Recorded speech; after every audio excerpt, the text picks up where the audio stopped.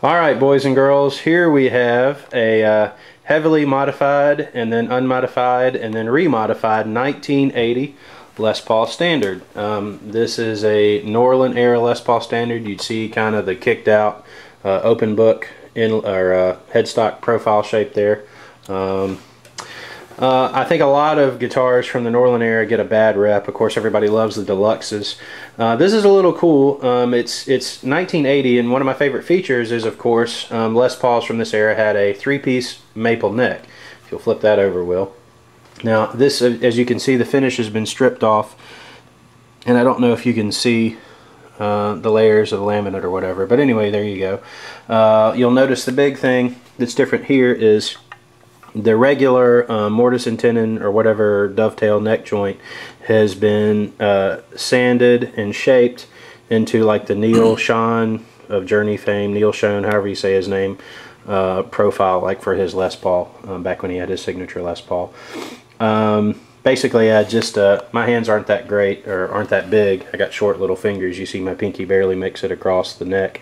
So to get up to the upper register, it's really easy now that I've got this nice cutaway. This is professionally done by Craig Landau, a Landau Guitar Company in Harrisburg, North Carolina. So if any of you guys are local bidders, I'm sure you'll know who he is. This in no way affects the structural integrity of the neck joint, and I'll kind of scoot around there so you can see I've kind of worn the paint off there, because jamming my thumb up there, because again I have short fingers. But anyway, this is a very solid guitar. The good thing about this is it does have the maple neck, which I like the tone-wise, but it is not a pancake body. You see there's no seam. This is an actual solid mahogany body, not a pancake like a lot of the ones in the 70s.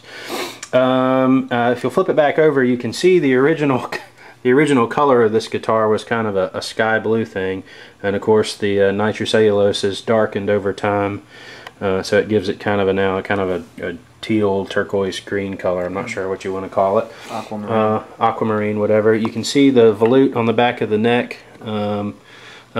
Really sturdy, so I mean pretty much it's going to be really hard to break this neck if you knock it over, given the fact that it's a three-piece laminate maple neck and this huge volute.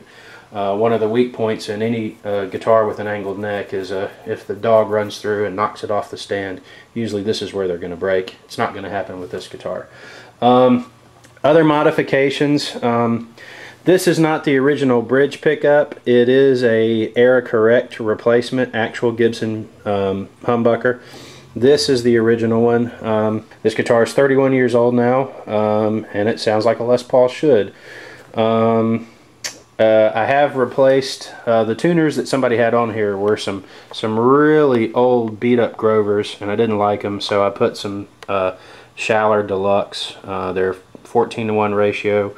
They're pretty smooth. They hold it in tune very well. Even the dreaded G string on a Les Paul stays in tune, unless you're doing something crazy.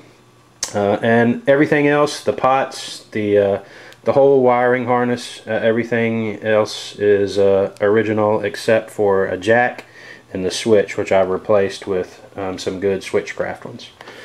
But that's kind of like tires on a car. You're going to have to replace those sooner or later. It has also been refretted. The frets on there, it's not that they were bad, I just really like jumbo frets, so I had Craig Landau also put some Dunlop 6100 fret wire, and I can't really zoom in to get those to show up, but it'll show up on the pictures on the auction. They're huge. Yeah, they're very tall, very wide frets, so bending is an absolute joy on a guitar with jumbo frets. Bar chords are a lot easier. You get the second string held down that usually gets hung up under that first knuckle joint and kind of is buzzy or muted out. You don't have that problem with jumbo frets because your finger makes contact with all the strings. So jumbo frets are the way to go. Alright, take it away, Will.